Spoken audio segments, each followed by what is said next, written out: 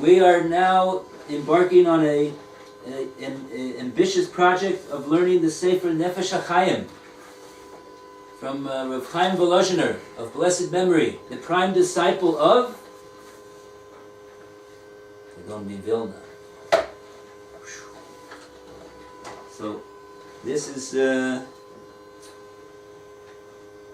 Torah that comes from the Vilna Gaon, straight through his disciple Reuven that we've been living off since the Gaon was with us over 250 years ago. This is an indispensable sefer for any Ben Torah and also any other person who doesn't consider himself to be a Ben Torah. But we will see that it's packed. So he's discussing over here Tzelem Elokim. We're defining Adam.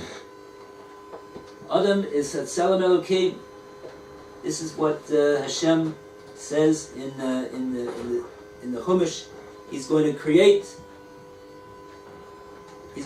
man. B'tzalmenu kedemusenu, in our image, in our demus, in our form. What does it mean, really, Tzelem and demus? So he brings a pasuk in Yeshaya, and Yeshaya says he's like a desert bird. Now, what does it mean that Yeshaya is like a desert bird over here? He uses these words tzura and demus in the pasuk.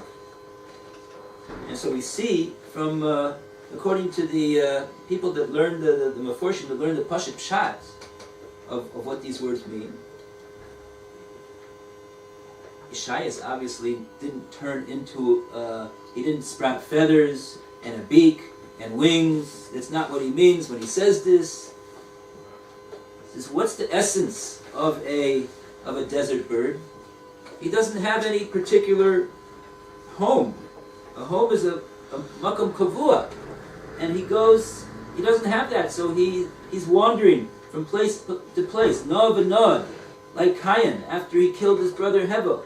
He got a decree on him of Golus, nod and nod, to wander and go here and go there without having a place.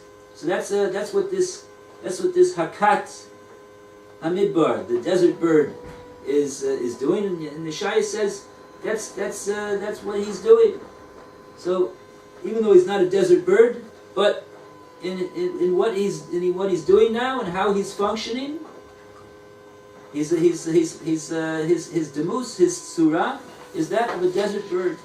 So that's what the words demus and tzelem mean. So if we say that man is tzelem Elokim, so what does it mean that he has something in common with Hashem? How could any creation have anything in common with Hashem? Hashem is totally lamala. He's completely above and beyond anything that he created in the world. So what does it mean that man is Tzelem Elokim? He has something in common with Hashem. Well, the word Elokim, as we said before, means Baal HaKochos Kulam. And what this means, says the Nefesh Hachaim, is that Hashem is the life force of all of the universe. He created everything that exists. And not only did he create it in the time of creation, but he continues to give life force to it. And if he would not do that, even for 1 second, nothing in the world could continue to exist on its own. Everything derives its continued life and existence from Hashem. From a moment to moment, like we say in the davening, Hamakadesh B'tuvoi B'chol Yom Masa Bereshis. This is what we say in the brachos before Kriyas Shema.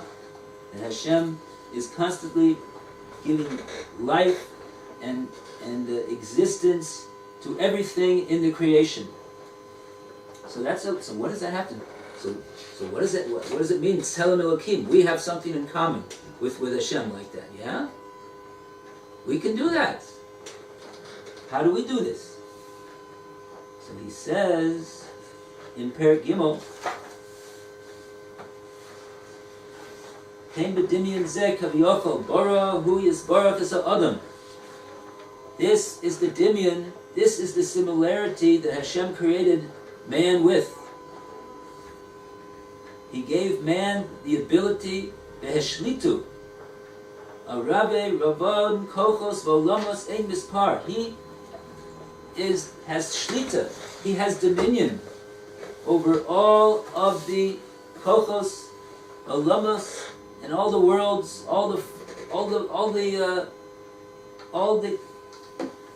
that exists, that has koach, that has power to do this or do that. The sun has power to give light. The ocean has power to do what it does, and everything else that there is in the world. Where do they derive their power originally from Hashem? And Hashem says He's given this over to man. That He has now the dominion over all these things. Now, what does this mean? So it continues. Mosrim b'yodot sheyehu hamadber v'hamanhig. He leads and has under his dominion all of these things. How so? Al pi kol prate tenuos masav v'diburov u'machshavosav v'kol sidrei hanhagosav hein l'tov o lehepech chas v'sholom. By what man does, by what man says, by what man thinks, whether it's a good thought, whether it's a good act, or whether it's the opposite. This is responsible for creating all of the kochos and the continued maintenance of the world. Hashem, in other words, has the ability to maintain and give life to the world, but how does He? What's the fuel, the gasoline which fuels Hashem's support and maintenance of the world is the actions of man, the conduct of man. And in what sense do we mean like that? Not only in the obvious sense, like a person could say, yeah, of course, a person has an ability to create an atom bomb, and he could explode an atom bomb and destroy cities and civilizations. We don't mean only that. That, of course, is true. We don't need the Nefesh Hachaim to tell us that in a physical sense. But we mean in a spiritual sense. According to the spiritual content of the actions and words and conduct of a person, even his, we're going to see, he says, even his thoughts, whether they are according to the Torah, whether they are chas v'sholom not. This is what determines how Hashem gives force and life to the world.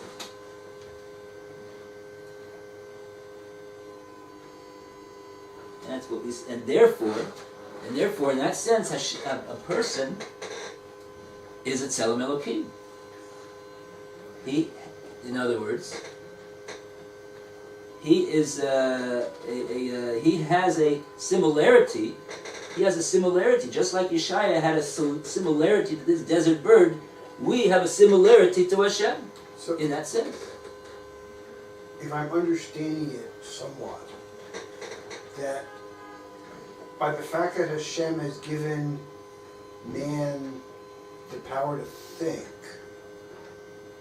and do, and He is letting, I guess the fact that Hashem is letting those thoughts and actions have consequence is the Tzelem Elokim that He's given. Because Hashem can say, man can think whatever he wants, I'm not going to let bad things happen, I'm going to ignore whatever he does, I'm going to ignore them completely. But the fact that He's not ignoring the thoughts and actions the Tzelem Elokim, because by letting those actions have effect, or thoughts and actions have effect, that is, that is the. Well, put it this way. Today we daven and put on tefillin, and put on a talus, right? If you go out in the street and ask a goy, what do you know? This is what I did today. Tell him what you did. You think that has an effect on the world? What's he going to say? No. Why should it have an effect on the world? You put little black boxes on your head. You said some words. You put on this, shawl. What's that have to do with anything? He can't understand that has anything to do with You have to ask the goy. anything. You can ask 90% of the Jews; they'll say the same thing. Okay, I didn't want to say that. Okay. So the nefesh. This is what we mean when we say Tzelem Elokim. That That has Hashem. effect. That has an effect. What we do mitzvahs, or the opposite, chas v'sholem, it's not simply a matter of between us and Hashem. And Hashem is going to reward us. And Hashem is, right, gives us olam haba and right, Ezrat Hashem in the merit of our mitzvahs. No. This has an after 120 years, right? This has an effect on what's happening in the world right now as we are speaking. It's current events. It's not 120 years. This is very pertinent to right now. What's going on? This is the force of what the Nefesh Hachaim is saying over here. It's a tremendous. When you think about it, it could scare us. The effects that we have on the world, and we don't simply mean the Jewish world. We mean the entire world.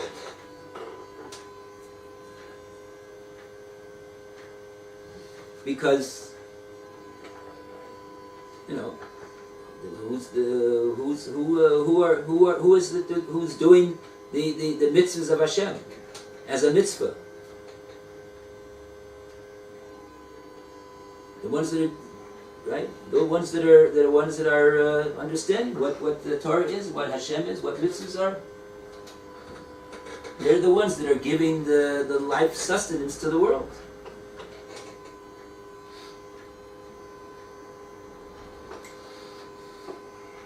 So we have to have a munah, in other words, that the person's actions are his hatzlacha and the results that he does with his own actions are also bidei shemayim, right? Whether or not, right? The Gemara says that if the nations of the world understood the effect that the avodah in the Beis HaMikdash had on their parnasa, on their success, on their material well-being and security, they wouldn't have destroyed the Beis HaMikdash. They would have put up soldiers all around the Harabayas to make sure that nobody chas v'sholem comes in and lays a hand on the Beis HaMikdash, because they would realize that the source of all of their blessing is coming from the avodah that's done in the Beis HaMikdash.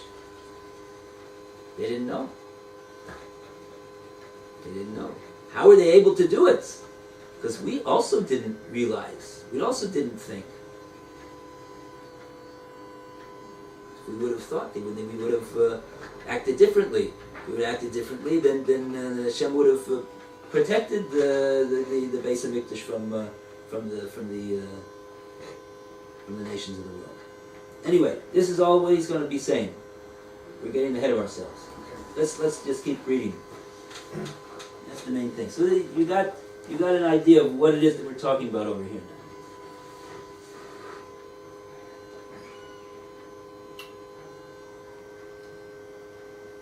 Okay, here we are. This is what it says over here. Let's see. This is a long sentence that he has. Where can I start over here? Okay, we're going to go back to this. It says, Zehu v'yivra Elokim es ha'odam b'tzalmo b'tzelem Elokim. Let's see where you are. I think I'm going to have to go with this book. It's part of it. It's right here. Oh, you got it? Okay. Perak Gimel, the last part of the book. Okay, Zehu v'yivra Elokim es ha'odam b'tzalmo b'tzelem Elokim.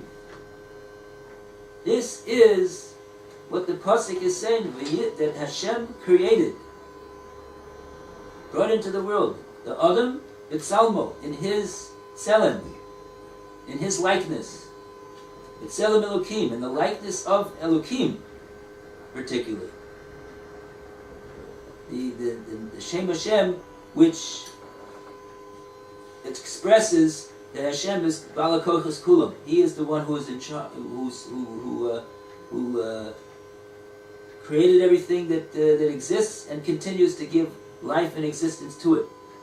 Ki b'tzelem Elokim asa ukamo shehu yisbarach shmo hu Elokim balakochos hanimsoim b'kol ha'olamos kulam. Just like Hashem is the one who is in charge of and in control of all of the kochos, all of the powers and forces that there are in the world. What is Avodah Zorah? Avodah Zorah is a belief that there are independent powers, opposing powers, that oppose one another, that have independent power. The sun has independent power, the moon has independent power, the sea has independent power. All these different Avodah Zorahs that they worship, they have independent power, meaning independent of Hashem. But this is not so. Hashem is Balakochos Kulam. He is in charge of everything that exists. There is no such thing as anything that has independent power, independent of Hashem.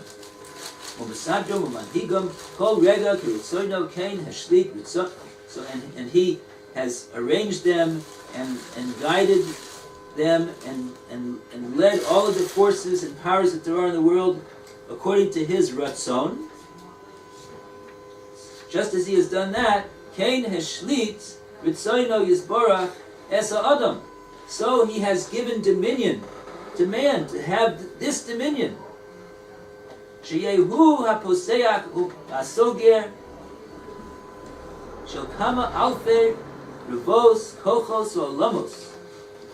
That he will have the ability to the way he says it, to start, open up, and to close all of these thousands and tens of thousands of forces and worlds, he says, kochos and olamos, because these are concepts in Kabbalah. Kochos and olamos. There's not just this olam here that we live in. There's other olamos. There's other worlds in the universe. Higher worlds. This is the lowest one. There's higher ones, more spiritual, until you get all the way to Kisei Kavod, where Hashem is Kaviyachol. Is that the seven heavens, or is that something else? Yeah, Shiva Rikim, Olamos. What's the difference between a Rikia and a Olam? We'll leave that on the side. But as far as we need to know, in other words, this is the whole idea of the way Hashem gives his material bracha and bounty into the world. It has to be through what's called the ishtalshalis and a tzimtzum, and it has to go sort of like through filters and filters and filters until it filters down and it comes into this world. It can't go straight from Kisei Kavod over here. It's too with the it's just it's got to be processed. Right? We know about processing. Processed. So there's something to processing. maybe when it comes to food, you'd rather have it pure and unadulterated. But when it comes to Hashem's bracha, this is the way it's this is the way it is. So this is the way he Hashem in his wisdom, he knows how to do it, and this is the way he did it, and apparently this is the way it's got to be done in order for us to receive his bounty. When it says Adam is a Tzilim Elohim, that implies non-Jews also. Yeah, he didn't make any distinction so far. Okay. Because he's talking about Adam Rishon. Right. So the at least initial assumption is that the thoughts and actions of the non-Jews also have an effect. We're gonna see. I mean, that was the original plan. As far as we know, I mean, Hashem knows what's going to be in the future, so it's hard to understand how, the original plan, the plan A and plan B. It's hard to speak about these things when you speak about Hashem. But we'll see. We'll see how he does with this. What he's going to say about this.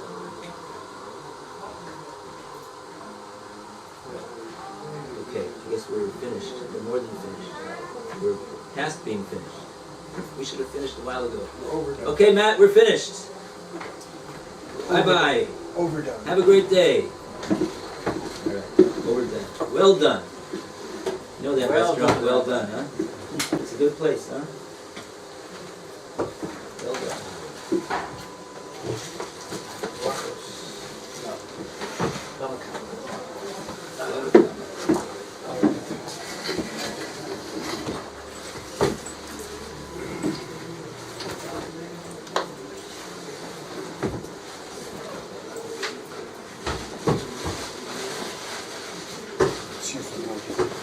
Have a good day, gentlemen. Have a good day, Lauren. Have a good day. We'll see you later.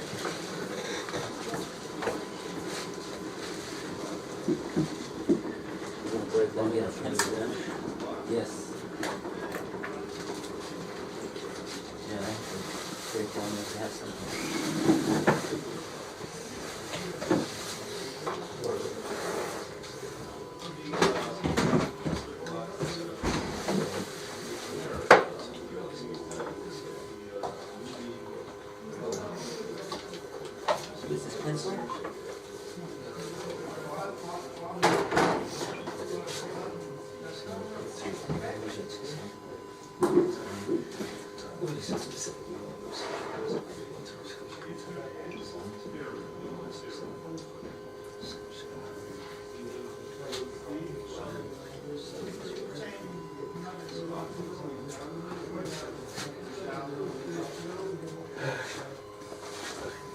Good morning to everybody. Good morning. Did you get the sitter?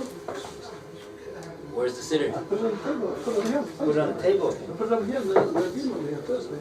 Oh, really? Yeah. Oh, maybe that's it. I put it over there. Okay, shkoyach. Thank you. This will get you met him in the shul. No. They went to his house. Went to his house. Yeah. How far away is he? Not far from that. He doesn't live far from there. Thank you. Thank you.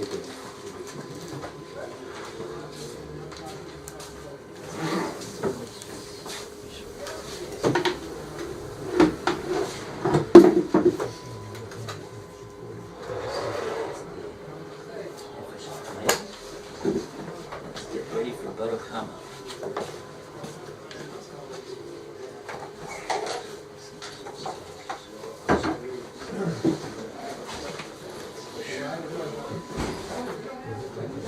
That was the rain here on Shabbos. What? That was the rain here on Shabbos. It was not snow out. It was supposed to be, first of all, it was supposed to be Friday, so not Shabbos. Yeah. And it really didn't, not only did that show Friday, Shabbos, Friday had more rain than Shabbos.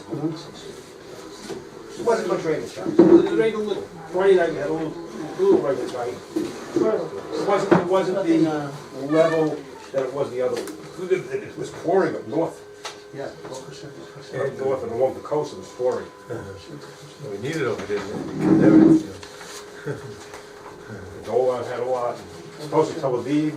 You see the picture of the bus that they had? The bus was full of rain on the inside. No.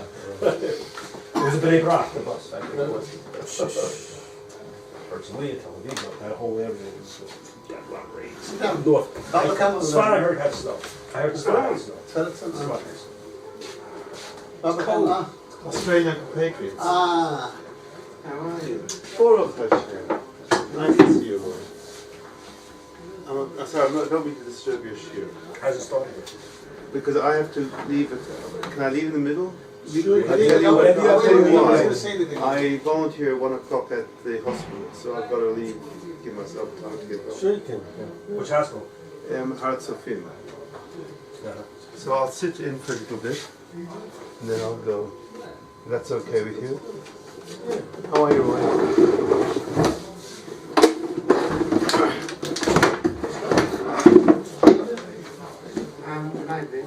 What? You're from Australia? Yes.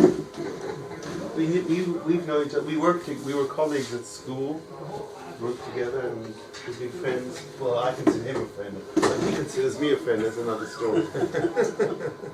Well, since Roy's eating his apple, I can also eat my apple. Yeah. I'm sorry.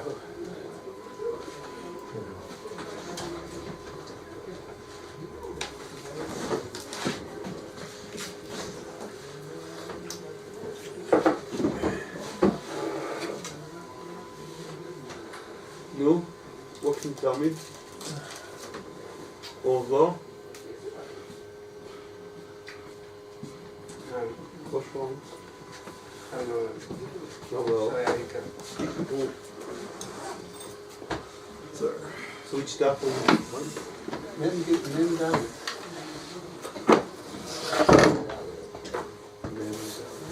Do they have a daf yomi here? You don't do daf yomi, do they? No.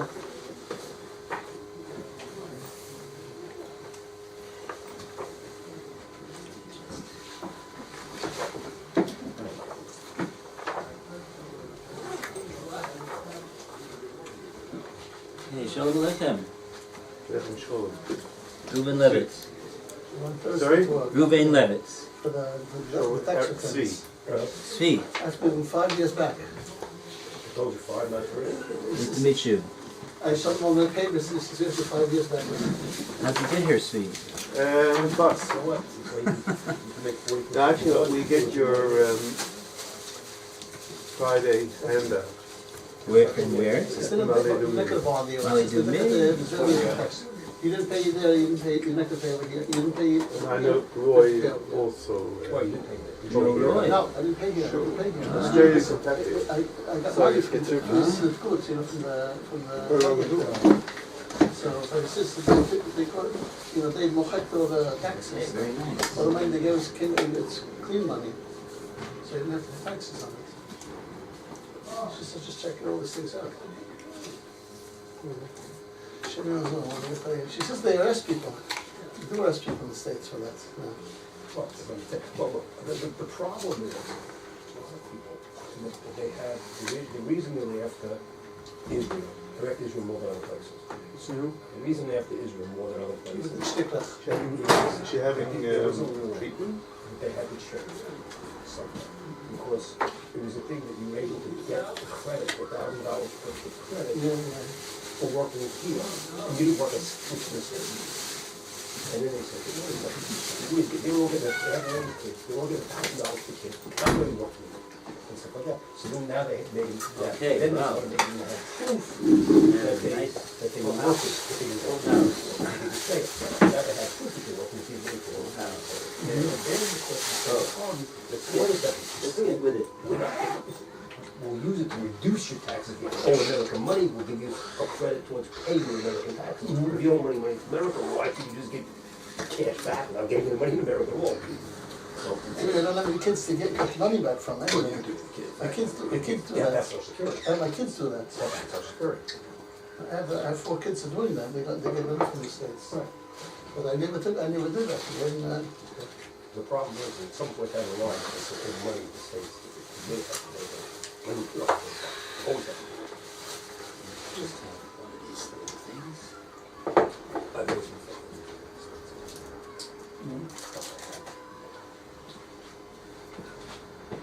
Okay, gentlemen. Here we are again, Samanafshi, Baba Kama, level 2.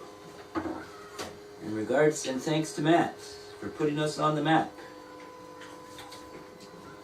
We're on candid camera, everybody, so make sure whatever you say is very intelligent.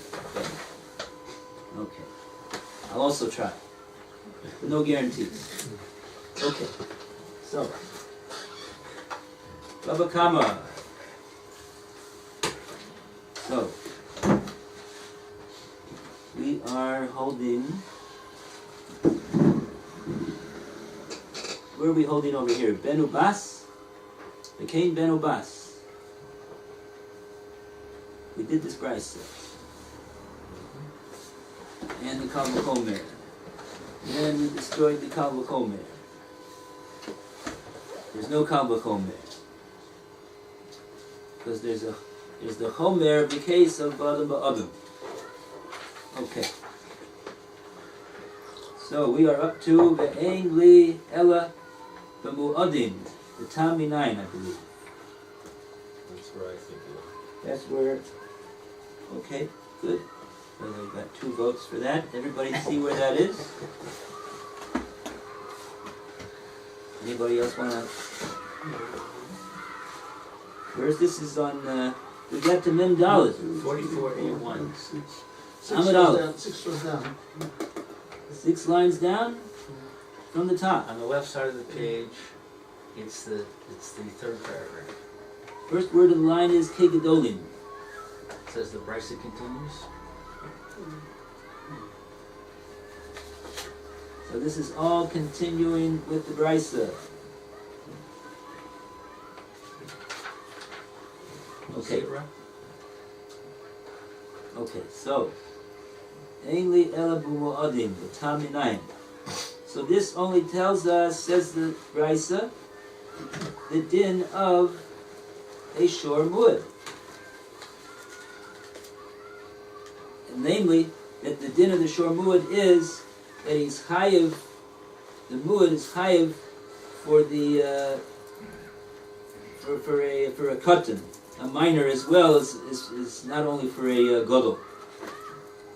So whether he's 30 years old, whether he's 10 years old, there'll be a din skila and a payment of kofir when the animal gores and kills. How do we know kofir? Didn't Rashi say we only know skila? Yeah, that's true. We're really talking only about. Well, we were trying to. We were trying to learn out from Adam Ba'adam. So that's true. Rashi says we're really only learning out skila here. Because there's no din of kofir by Adam Ba'adam. When one Adam kills another Adam, there's no din kofir. There's a din of Reuven. There's no Adam who's going to pay kofir. Unlike the case of that shore. Okay, so right you are.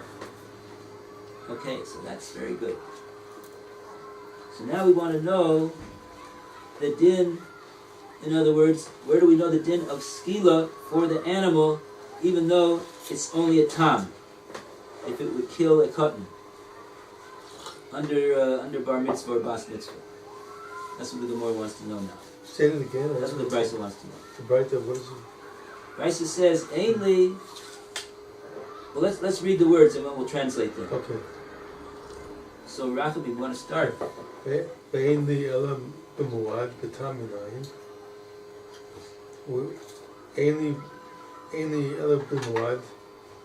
That what is it talking about? Muad is that the short stone with the Right. katan, with the katan. Is that what it's talking about, with the katan?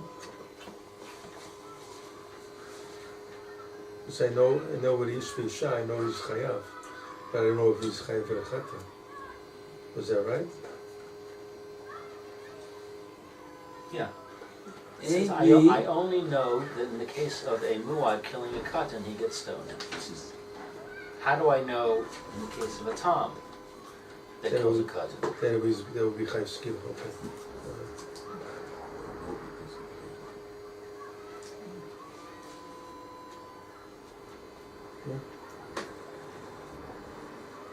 Yeah. Let's see further. The Tam and I. So where do we know the din of Tam? There's also be a Chiv Skila on the shore. V'halo dinhu. This is a logical din. Choel, since chayav ish v'isha shows chayav skila on goring a ish or isha.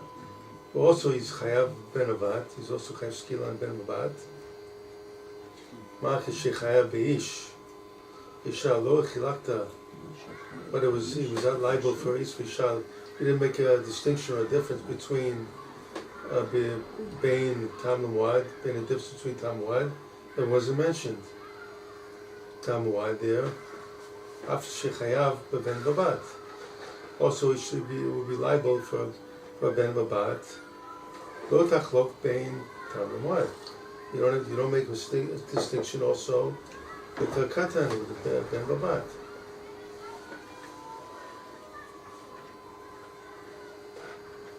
Okay, so when the Gemara says dinhu over here, dinhu refers to that we have what we call a b'memetzinu. Just like we find the din of a shor muad, that it's chayav not only for ish, meaning a person who's bar mitzvah over, the isha, as well as a woman, bas mitzvah over. Chayav b'benu bas. He's also likewise chayav for benu bas, meaning we saw from the pasuk that was referring to ketanim, less than the age of bar mitzvah. So now we say like this: Ma kishe chayav be'ish ve'isha. When we had this din of ish ve'isha. So we know, lo chelakta, well, we did not make any distinction in regard to it, the din, bein tam lemuad, that both of them were chayiv, not only a muad but also a tam, in regard to those cases of ish v'isha. So let us say, af kishechiyev b'venu bas. Even though we don't have a pasuk that states that this is so, let's say, by the principle of b'memetzinu, that just like we find that that's the din by muad, we don't have any reason to think that it would be different in the case of the tam. After shechiyev b'benu bas, even if the tam, just like it's chayev for benu bas, the muad, lo tachlok bo bein tam lemuad. We shouldn't make any distinction between tam and muad in the din of benu bas. We made no distinction in the case of ish ve'isha between tam and muad. So why would we think to make a distinction between tam and muad in the case of benu bas? That's a b'memetzinu. The Torah doesn't have to write every din explicitly in the Torah as it is. The Torah could write it by the din of muad, and we could say, the Brisa here can say, by virtue of this b'memetzinu, that the din should also be the same in the case of a tam. There's no logical reason why it should be different, says the Brisa. If this is a good logical reason, I don't understand. Why does it have to be a kal v'chomer then? Why do we need more to prove it? And then I'll knock down the kal v'chomer, but this is still a good answer. So why do we need a kal v'chomer? It's true that a b'memetzinu would be sufficient to learn out this din, if we had a b'memetzinu. And when we say b'memetzinu, we mean to say that we don't have any dinim in particular, that when we're talking about this particular din of chiyuv skila, that there's any particular stringency in the case of muad over the din of tam. So if we find that the din exists by muad, let's say that the din exists by tam as well. The Torah doesn't need to write it in both places. So you're asking, so why does it? Let's just leave it at that. But the Gemara says, but not only in fact, it is so, says the Brisa. We do have a Kal V'chomer. We have a Kal V'chomer. So it's a stronger indication of the din if we have a Kal V'chomer as opposed to simply a B'mim Metzino. And what if they knock out the Kal V'chomer? Would the B'mim Metzino, would it still be? Or would that knock it also out? Well, remember what happened last time? What happened last time? In the Reisha of this Brisa. That's right, we didn't need the Kal V'chomer. We had a B'mim Metzino, and then we said, "Oh, we have a Kal V'chomer." Right. And then what did we do? Knock out the Kal V'chomer. How did we knock it out? We said we said that the shore, the katan is like a gadol in the shore. We showed that there's a certain chomer, there's a certain stringency in the din of muad. It's not so by Tom. So that is going to knock out a Kal V'chomer, because the whole principle of a Kal V'chomer is that this din of muad is kal, and the din of tam is chamur. So if the din exists by muad, all the more so it's going to exist by the din of, if this din is a din which is a stringency, and here it is, it's a stringency, we're going to give skila to the animal, so there'll be a din of skila also on the tam. And the Gemara said, but no, or the Brisa says no. In fact, that there is a stringency of muad. We have a halacha that there's a stringency in muad. And so therefore, we can't say that if we find this stringency by muad, then certainly it'll also exist by tam. No, because we see that the muad is more stringent. So maybe that's the reason why it has this second stringency. They go together. It's got this stringency, it's also got that stringency. And tam doesn't have even the first stringency. So who says it has the second one? Just like it doesn't have the first one, it also won't have the second one. And that'll be enough to knock out not only the Kal V'chomer, but also knock out the B'mim Metzino. Because the whole B'mim Metzino is based upon the principle that these two dinim are similar to one another. They're similar. There's no particular stringency over this din than the other one. You came to us before, right? No? Just a long time ago. Did I come with you once? If you come tomorrow, I'll show you the brochure. You're in the brochure. That's why I remember the face. In the brochure? Wow. It's a little tiny picture on the bottom corner of the brochure.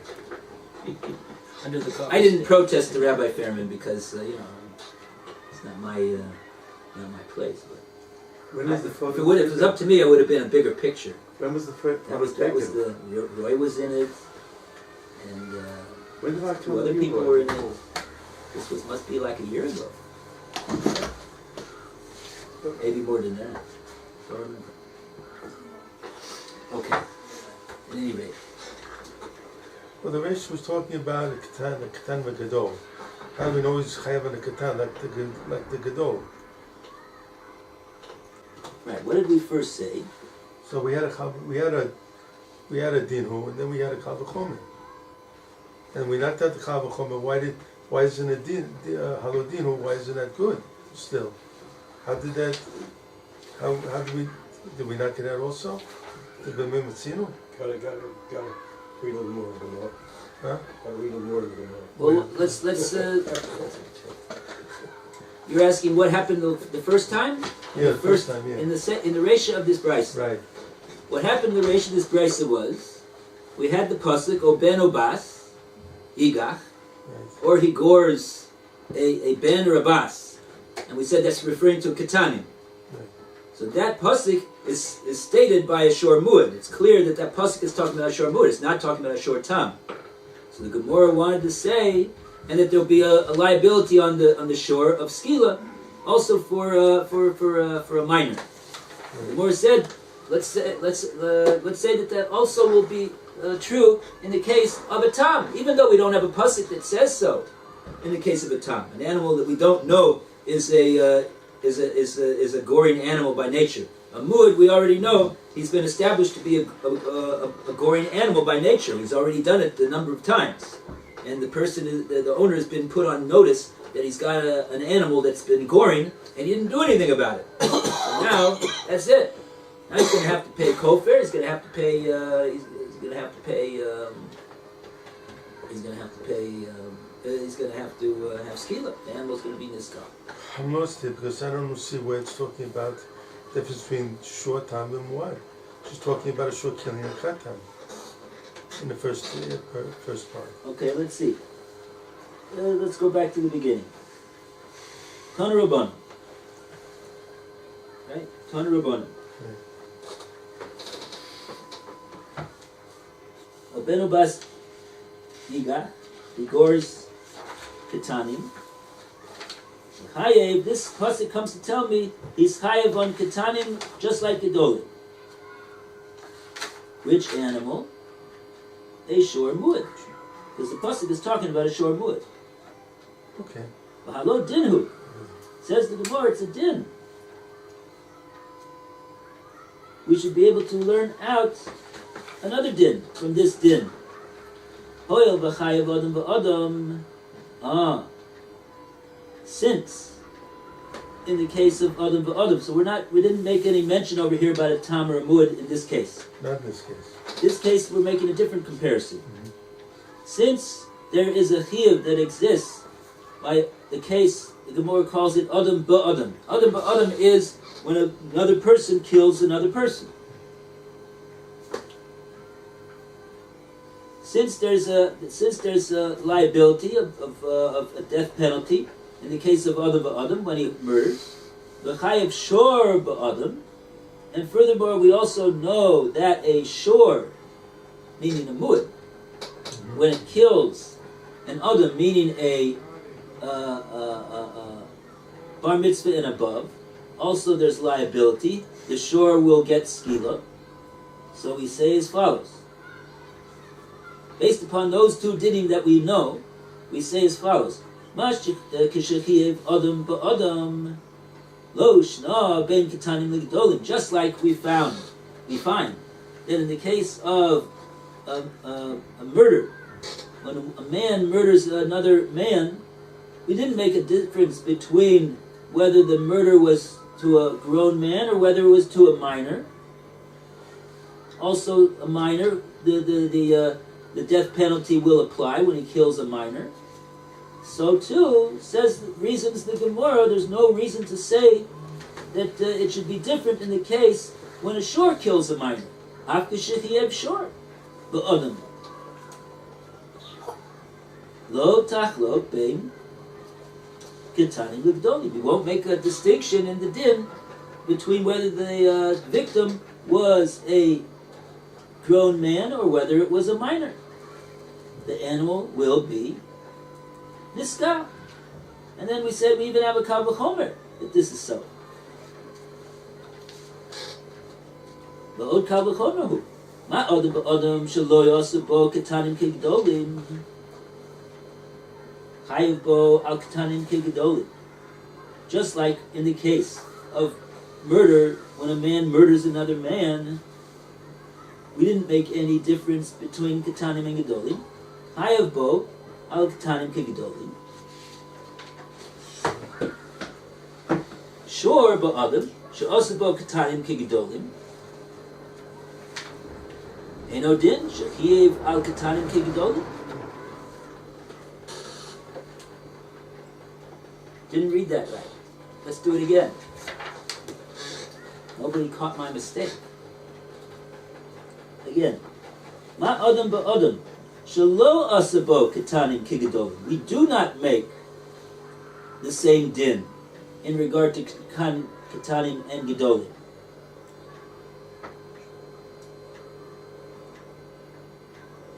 No, that's not what it says. It says there's no difference. Shelo asabo ketanim.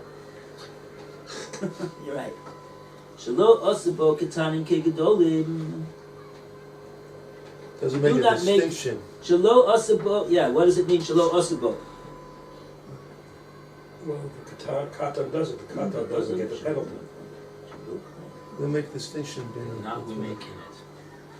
Oh, shit. Here, In Adam and Adam, if the Gadol kills the Katan, the Gadol's Chayiv Misa. Right. But if a Katan kills a Gadol, he's not Chayiv It's Misa. not correct. That's not what it's saying. A Katan? It's saying if a gadol kills a gadol or a gadol kills a katan, Right. there's no difference. In both cases, Right. he's chayav misa. Right. That's what it's saying Right. at this point. I said if a Gadol kills a Katan, Right. he's Chayiv Misa. Right. But the Heter, if a But we haven't Katan gotten kills to a that. Gadol, But we haven't gotten to the katan killing the gadol yet. That's the next step. here, this right here. That's This is the Kal V'chomer. The Kal V'chomer is now we're talking. Here's the Kal V'chomer. Kal V'chomer hu. Ma Adam ba'Adam. Just like in the case of Adam ba'Adam, when you have the murderer and the victim are both a person. Shalo asabo ketanim kedolim. We didn't do the same din by the ketanim that we did by the gedolim. Totally. In which case, did we not do the same din with the katan as we do with the gadol? Now we're at that's your what I'm saying. That's what he's saying. When we're talking about the murderer, if the murderer is a katan, Right. The murder does not get Misa. he doesn't have the same din as when a Gadol. gadol does the murder. Right. So that we find is a leniency in the case of Adam ba'Adam. Right.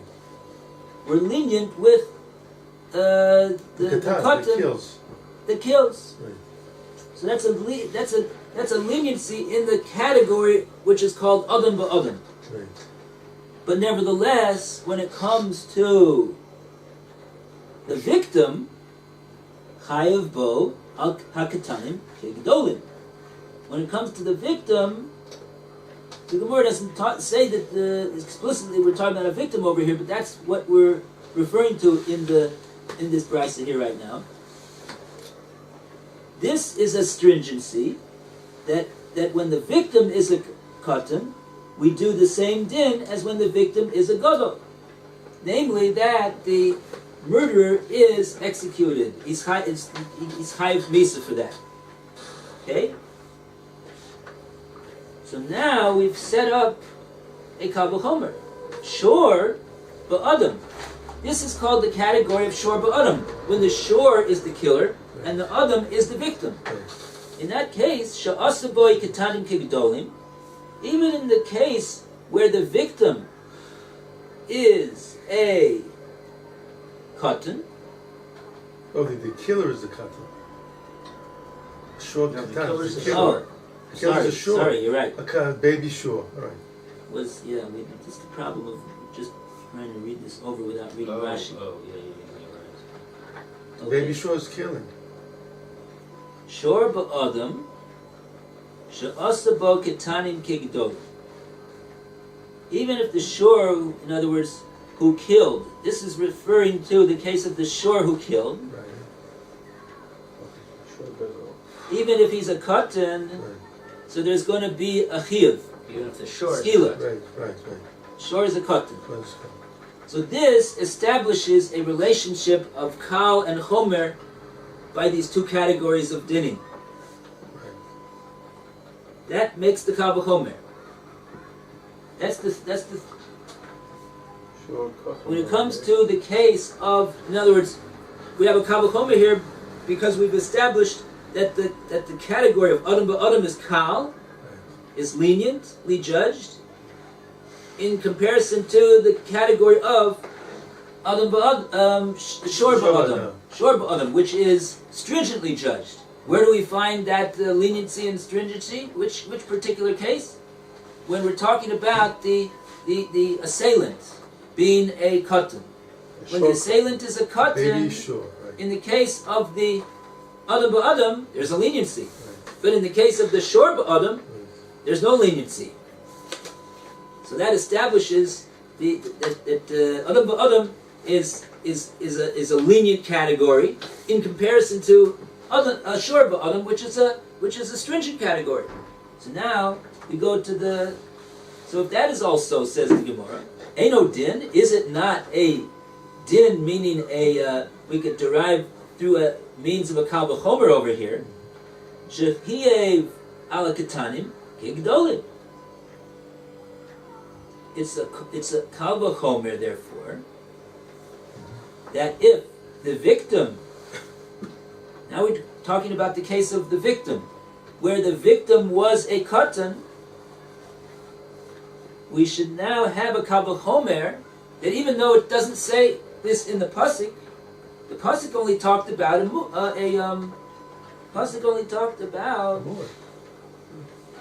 You see, we're not talking about mood and what do you call it over here? We have a pasuk that states that adam ba'adam. In the case of adam ba'adam, that there's going to be a death penalty even if the victim is a katan. But we don't have any such pasuk when it comes to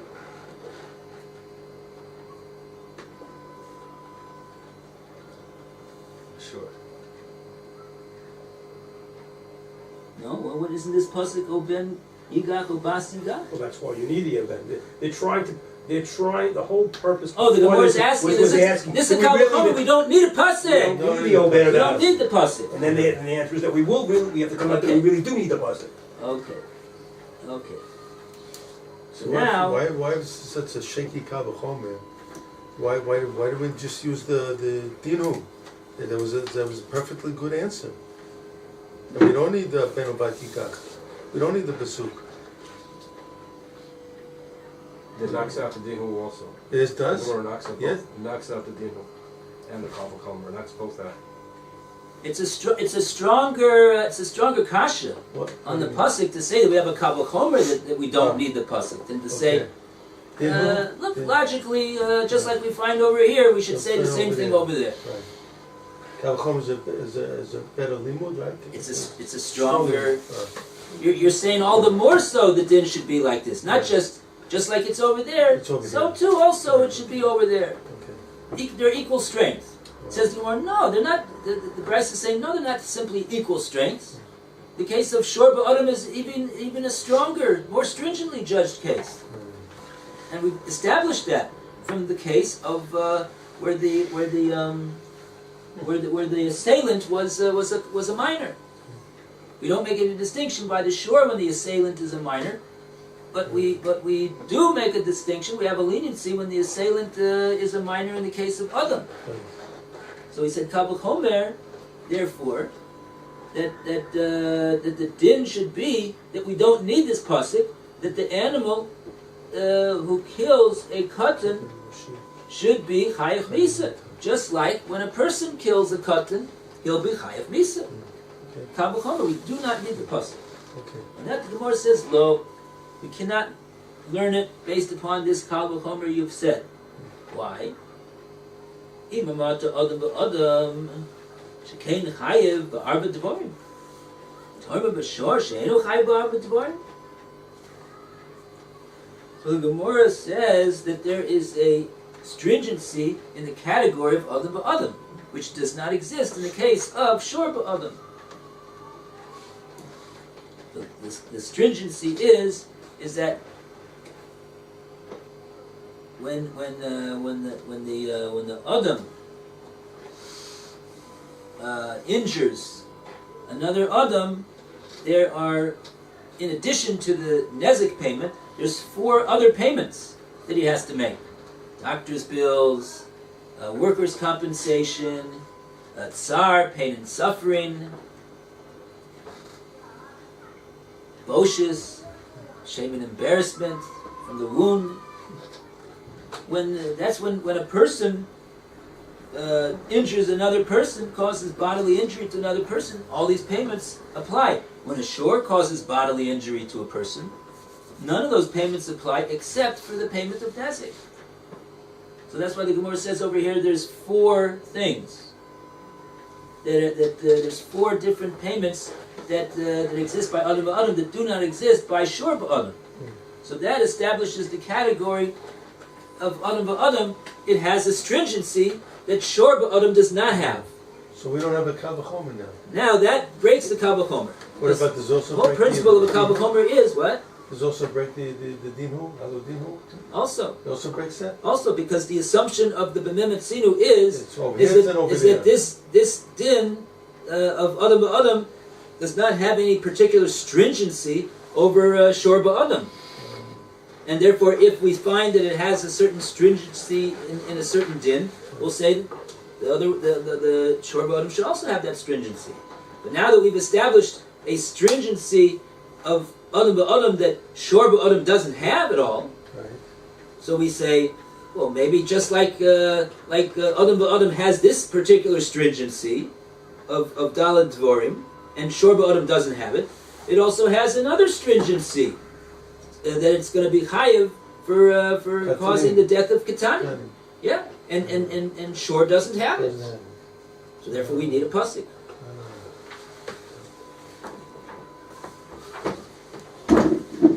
All the best. Shkoyach. Take care, Svi.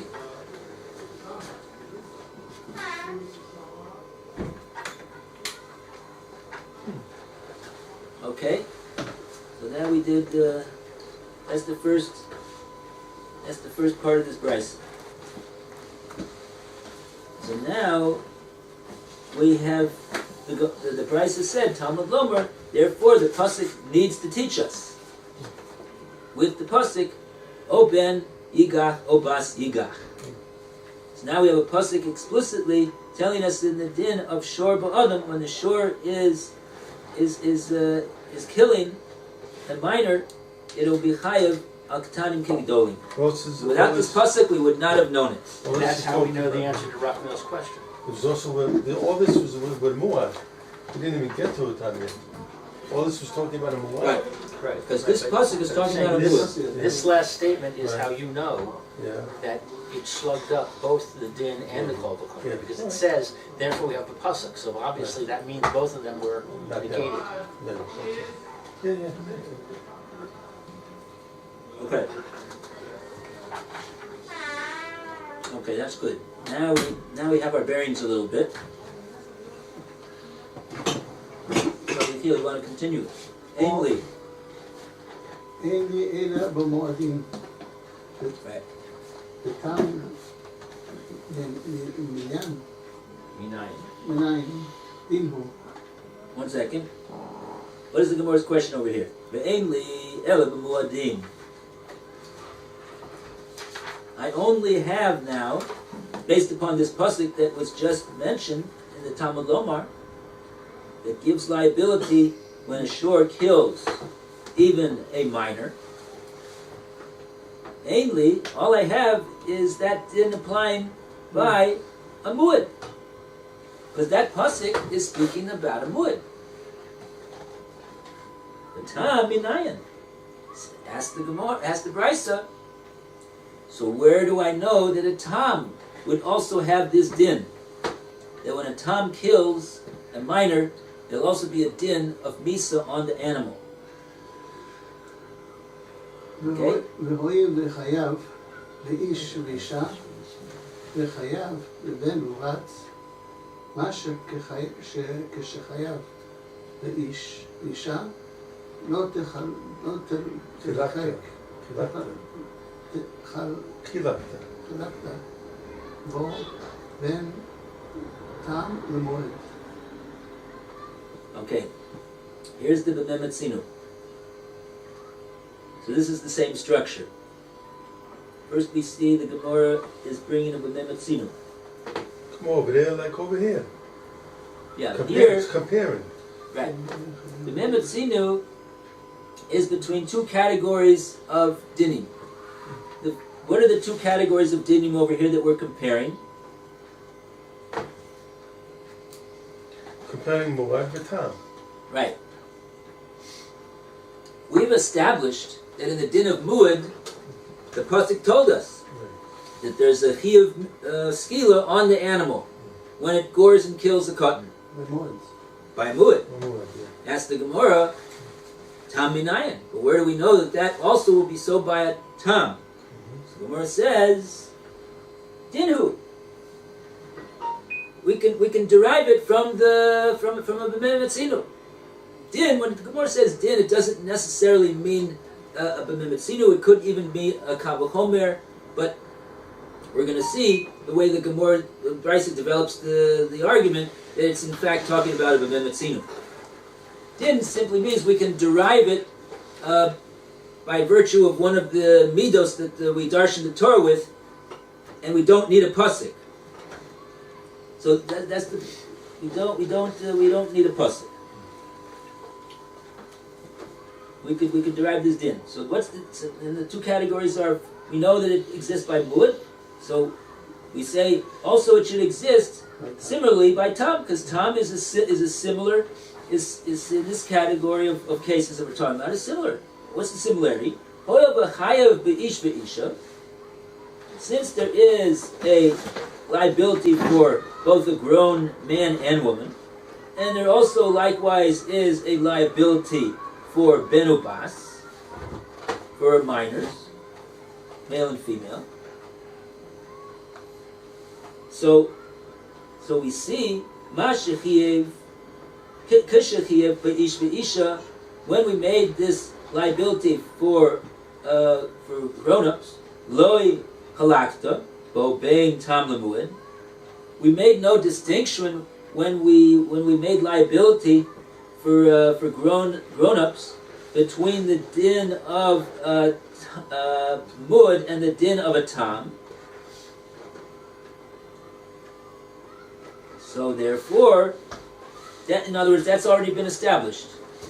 It's already been established that when a tam kills a grown-up, there's going to be a chiyuv misa. There's going to be a chiyuv misa. So therefore, since that's so, that we don't make any distinction between a tam and a muad when it comes to grown-ups, so too, in regard to the liability for killing a minor. Lo tachlok, let us say that the Torah makes no distinction between ben ubas. Tam Lord. Sorry, between a tam and a muad. That the tam will also be high.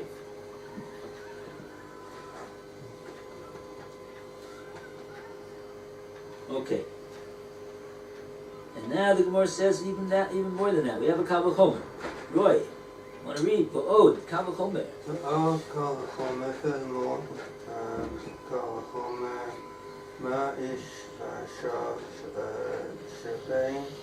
Shekain, Hurrah, Kochom, Bin Sakin. If with regards to a man and a woman, but even though their rights with regard to damages are inferior, that is, they're liable for damage they themselves cause. Lo halachta ba bein tam l'moed. Nevertheless, you did not differentiate between a tam and l'moed. Bein Reuven she'apah. Bein ubat. Bein Ubas she'apah Kahan bin Sakin. In regards to a boy and a girl where their rights with regards to damages are superior, which means that they're not liable for damages they themselves cause. Eino din shelo tachalok bahen ben tam l'moed. It is not logical that you is it not logical that you should not differentiate therein between a tam and a moed. What's really sheyafeh kachom?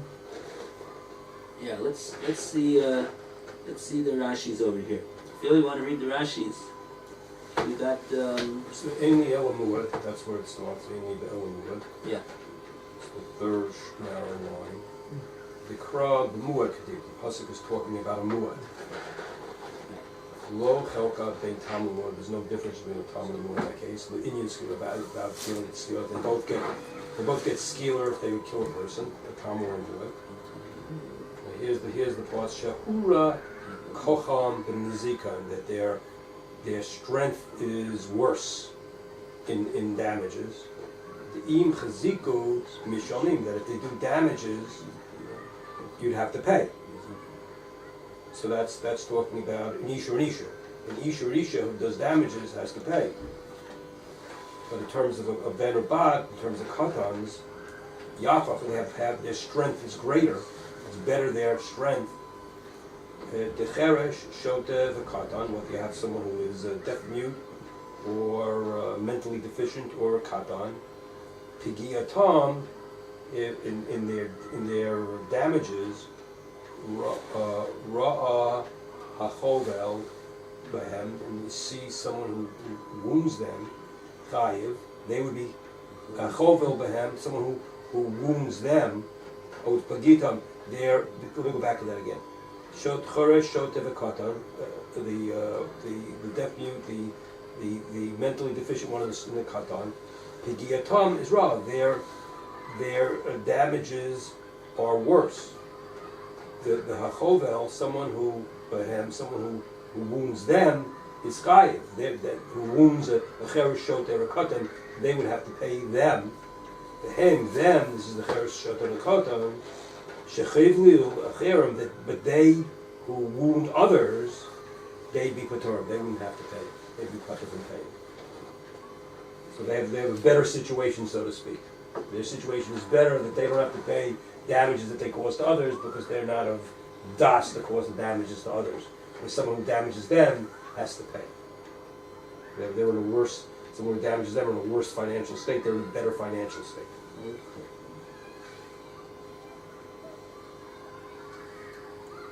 So in other words, Hora Kocham is saying that the din of Ish V'Isha is a stringent din. The Torah is stringent upon them, and puts down their koach. They have to pay these three categories of people, Hereshot V'Katan, when they damage, but those three categories that damage them, they don't have to pay the Ish V'Isha. So that's called Hora Kocham. That's what Rashi says, Pigiyosam Ra. Pigiyosam, they're when they get into a situation with one another, when they injure or do damage to one another, it's ra. Doesn't work good. And nevertheless, what's the din? Lo yichilakta bo bein tam lamud. Pigiatam ra. What does that mean? When the group of Ish V'Isha encounters the group of Hereshot V'Katan in a situation where one of them is damaged, so that is ra on the. It's not a good. It's not going to be a good thing for the Ish V'Isha. It's not a good. It's not a favorable encounter, because they have to pay them and they don't have to pay them.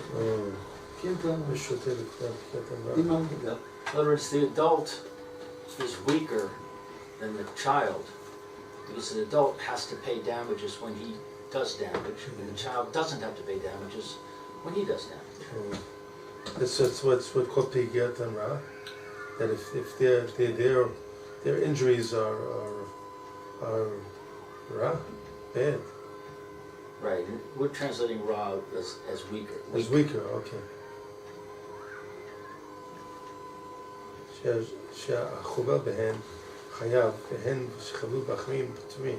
Really, what we mean is there's a stringency by Ish V'Isha, competent and capable people. Ish V'Isha, they're more stringently judged when they get into cases of damage with these other people, Hereshot V'Katan. This group of people called Hereshot V'Katan. They have to pay for what they do, but they don't have to pay for what they do to them. Right. Okay. So their koach It's stronger. is the koach of ish ve'isha is ra, is meaning it's not such a good koach. Not such a good koach that they have. Right. They have to pay, and they don't get paid. Right. They pay for their damages, but they don't have to. They don't get paid for the damages that they suffer from this other group. Okay. So that works out to be a stringency of ish ve'isha. But nevertheless, even though that is so, lo chalakta bo bein tam lemuad. I don't understand. Shouldn't Lo we say, chalakta bo You're back in the Gemara now? back in the this is the kal v'chomer over here. V'od kal v'chomer. Ma Yeah. ish ve'isha shekein hora kocham v'nizakin. Lo chilak, but nevertheless, lo chilakta bo bein tam lemuad. We did not make any distinction in the din between tam and muad. There's going to be a chiyuv misa. Now, this is very unclear what the case is that we're talking about. Let's just read the rest of this sentence and see if we could try to figure out what the Gemara is saying over here. Fascinatingly enough, Rashi doesn't give us any help whatsoever over here. Okay, so we'll make it on our own with the help of Hashem. So even though ish ve'isha is, let's try to figure out where we're coming from also. Where we want to find that we have a kal v'chomer that a tam will also be chayev when it kills katanim, right? That's what the Gemara said. Ainli ela b'muadim. We have the pasuk ben ubas ki igach. So that only tells me about a wood, right? Well, what about a cotton? What about a tam? What about a tam? When tam It's a dinu. kills a cotton. It's a dinu. Yeah, That's beforehand. That's But right, yeah. but it's a dinu. That's the lock, That's all. It doesn't Just discuss how you comparing. get to it. Just comparing. Dinhu was saying that now we're talking about the kal v'chomer. We understood the din. Now let's talk about the kal v'chomer. Oh, it's a kal v'chomer even. That what? That this tam here, he's going to be chayiv, this short tam. We'll just call him tam. Tam the short. When tam kills this cotton, he's going to be chayiv. Just like when the muad kills it. Tam's also going to be chayiv. and Mo? Right, Mo and Tam. Mo and Tom. Okay? Now, how do we derive this? How do we derive this? So, just like when it comes to ish ve'isha, this is not so easy. There's a stringency over there. They have to pay out damages, but they don't when they damage to a cotton. But the cotton doesn't have to pay damages to them when the cotton does damages to ish ve'isha. Wait, not that they have to pay to a cut, they have to pay to anybody. We're talking about Rashi says we're talking about the category of chereshot v'cotton. There's three in the category. The one that we're mainly interested in is cotton. Right. So we're saying an adult who's not one of those three Right. has to pay damages when he does damage. To, Therefore, right. he's more stringent Right. than a child who doesn't have to pay damages when he does damage. Okay. Right? Let me just see Rashi here.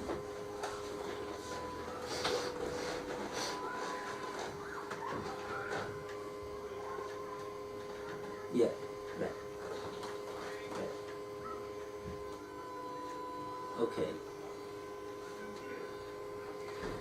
Okay, lo chilak. So then it continues the brisa with this kal v'chomer. Lo chilaktabo bein tam l'muad.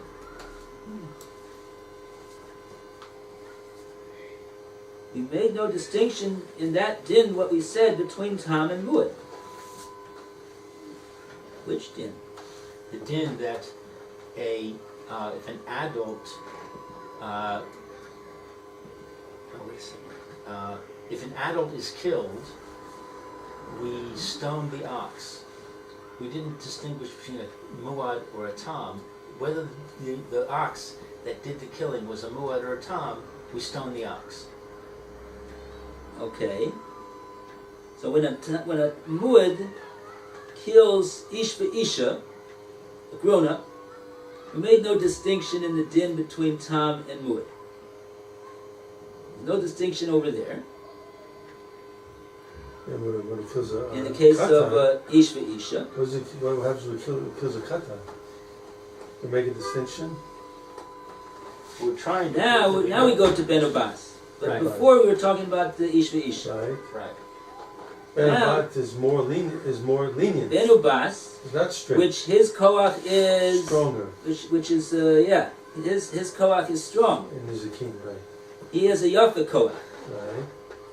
Which means that there's a stringency with the adult, but there's no stringency with the child.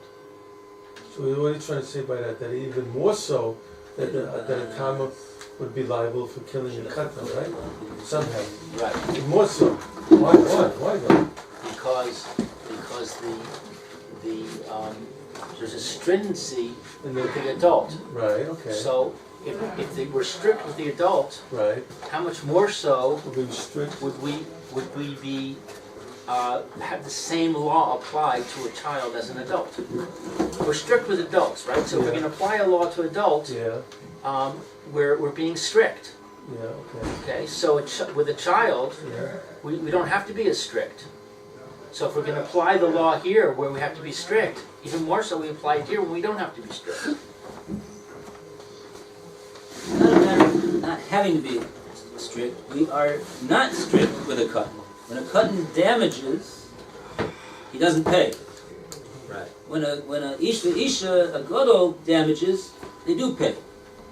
So even though that now we've made a comparison between a ish v'isha and ben ubas. Ish v'isha, their koach when it comes to damages is very strict because they pay out and they don't get paid in certain cases.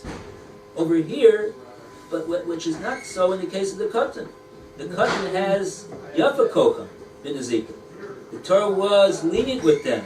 It made their koach very yafet. Because if they do hezek, they're going to be patur from having to pay. That would mean that we would expect therefore the Gemara says, Eino din, it's a kabel chomer, therefore, that we should not make any distinction between muad and tam. Just like a muad is going to be liable when it kills a katan, so to a tam should be liable when it kills a muad, when it kills a katan.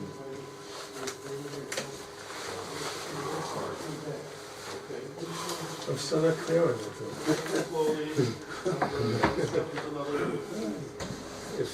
If it's more lenient with the kocham with the katan, it should be more so on its strict.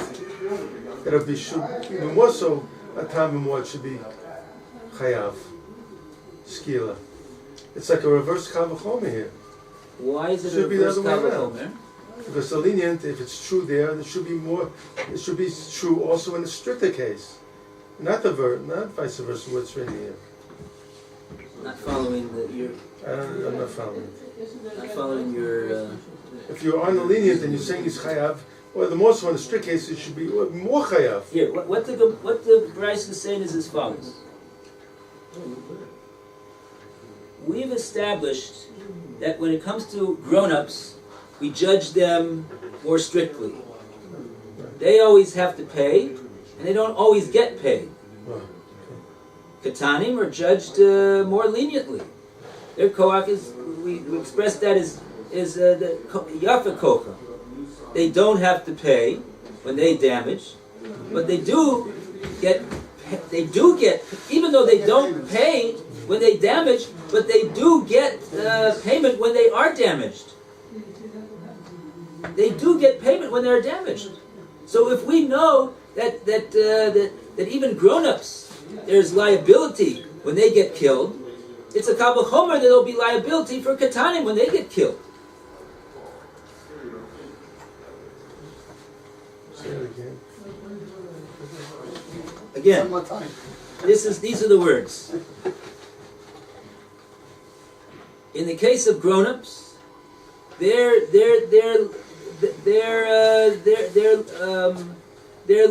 liability is they, when they damage, they got to pay. When they get damaged by a katan, they don't have to pay. The katan doesn't have to pay. The katan doesn't have to pay. A gadol always has to pay, and a katan never's got to pay. Okay. When somebody damages a katan, they're always He has to pay. they gotta pay. The gadol has to pay. So therefore, what?